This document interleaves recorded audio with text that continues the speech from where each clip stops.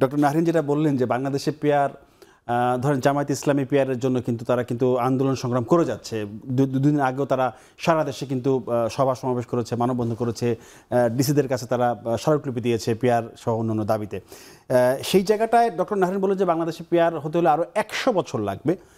যারা এই বছরই চাচ্ছে, এই নির্বাচনে যে দলটি পেয়ার চাচ্ছে, কিন্তু ডক্টর নাহরিন মনে করছেন যে 100 বছর লাগবে। যদি এইটা নিয়ে একটু বলতে চান। সেই সাথে আরেকটা প্রশ্ন রেখে যাই যে জামায়াত এবং এনসিপি হঠাৎ আমরা দেখছি যে উপদেষ্টাদের উপর ব্যাপক ক্ষুব্ধ, মানে এত ক্ষুব্ধ কেন? কি এমন করলো উপদেষ্টারা? উপদেষ্টারা এখন কিছু করেন নাই, উপদেষ্টারা শুরুতেই কিছু করেছেন যার জন্য এই ক্ষুব্ধ হওয়ার সুযোগ তারা দিয়েছেন। মানে উপদেষ্টারা তাদেরকে এক ধরনের আশকারা দিয়েছেন, কথায় বা কাজে বা বক্তৃতায় তারা উল্লেখ করেছেন যে তরুণরা তাদের নিয়োগকর্তা, তরুণদের মতামত অনুযায়ী তারা চলবেন। উপদেষ্টাদের মধ্যে কেউ কেউ সাক্ষাৎকার দিয়েছেন এইরকম যে তারাই এই পুরো আন্দোলনের মূল কৃতিত্বের দাবিদার। তারপরে এমনও বলা হয়েছে যে ডক্টর ইউনূসকে তারাই প্রধান উপদেষ্টা বানিয়েছেন। একজন বলেছেন 4 তারিখে তারা তার সাথে যোগাযোগ করেছেন, অথচ প্রধান উপদেষ্টা কিন্তু বলেছেন তিনি কিছু জানতেন না। তো এই যে এরকম একটা অবস্থা তৈরি করা হয়েছে, এটা কিন্তু শুরুতেই তৈরি করা হয়েছে। মেটিকুলাস ডিজাইনের কথা বলা হয়েছে, মাস্টার মাইন্ড কথাগুলি বলা হয়েছে। এগুলা বলে বলে এদের মধ্যে একটা ইনফ্লেটেড ইগো তৈরি করা হয়েছে। তারা ভাবতে শুরু করেছেন যে বাংলাদেশের দণ্ডমুণ্ডের কর্তা তারাই।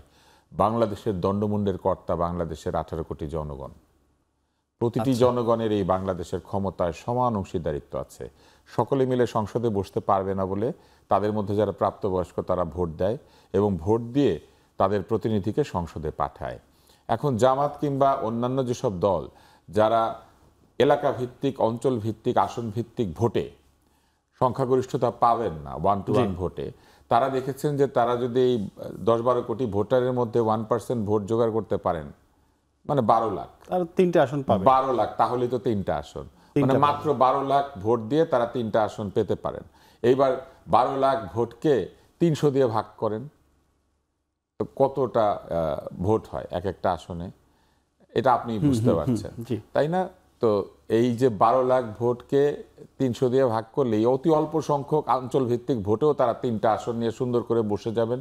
3টা আসন মানে 3টি কোটামুক্ত শুল্কমুক্ত গাড়ি, 3টি আসন, এমপি হোস্টেলে 3টি বাড়ি এবং এমপি হওয়ার আনন্দ। তারপরে হচ্ছে সকল সরকারি অনুষ্ঠানে দাওয়াত, সেগুন কাঠের কোটা, কি জানি সেগুন কাঠের কোটা কি ভাই? আমি জানতাম যে একসময় সংসদ সদস্যরা ফার্নিচার বানানোর জন্য সেগুন কাঠ পায়। এটা এখনো আছে কিনা আমি জানি না, কিন্তু ছিল বাংলাদেশে এরকম আইন, বুঝছেন? আমি জানতাম না। হ্যাঁ, আসবাবপত্র তৈরি করার বিষয়। তারপরে হচ্ছে এককালীন থোক বরাদ্দ, এবং আওয়ামী লীগ তো সংসদ সদস্যদেরকে ইচ্ছা মতো উপঢৌকন, তোষণ এগুলো করার ব্যবস্থা করেছিল। তো এরকম নানান সুযোগ সুবিধা তারা পাবেন মাত্র 12 লাখ ভোট পেলে সারা বাংলাদেশে। কিন্তু কোনো একটি আসনে এককভাবে জয়ী হওয়ার সম্ভাবনা তাদের অনেক কম।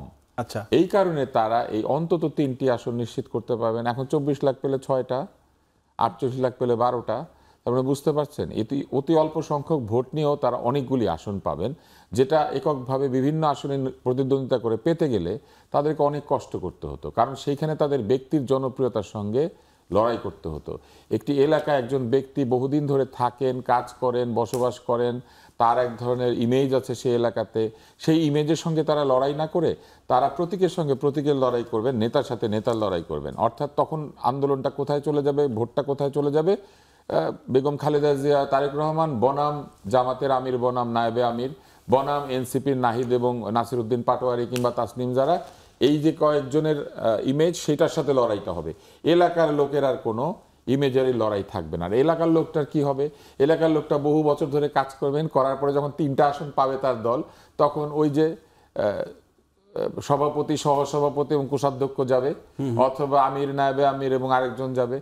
এখন তারা বলছেন যে আমরা আগেই ঘোষণা করে দিব যে জিতলে পরে কে যাবে। আমি একটা ছোট্ট প্রস্তাব করতে চাই। জিতলে পরে ওনারা কি রাজি হবেন কোনো দল যে যদি 100 জনের একটা তালিকা দেন বা 200 বা 300 জনের একটা তালিকা দেন পিআর পদ্ধতিতে, সর্বশেষ 2টা নাম থাকবে সভাপতি আর সহসভাপতির, কিংবা সভাপতি আর সাধারণ সম্পাদকের, যে জিতলে পরে সভাপতি আর সাধারণ সম্পাদক যাবে না ওই পিআর পদ্ধতিতে। রাজি হবে জামাত ইসলাম, রাজি হবে এনসিপি, যে সবার শেষে নাম থাকবে নাহিদের, আবার সবার শুরুতে নাম থাকবে যার, তাকে ধরেন আমরা হয়তো চিনি না, পিআর পদ্ধতিতে তারা রাজি হবে না। পিআর পদ্ধতিতে 1 নম্বরে কিন্তু তারা ওদেরই নামটা দিবে। সো আলটিমেটলি কি হবে, সারা দেশে দলের জন্য কাজ করবে হচ্ছে দলের মানে যারা কর্মী, কিন্তু তাদের এত কর্মের ফলে সারা দেশে যে কটা ভোট তারা কালেক্ট করবে সেটার জন্য মানে কি বলবে, ঢোল বাজিয়ে ব্যান্ড পার্টি সহ মানে সংসদ সদস্য হবেন হচ্ছে নেতারা।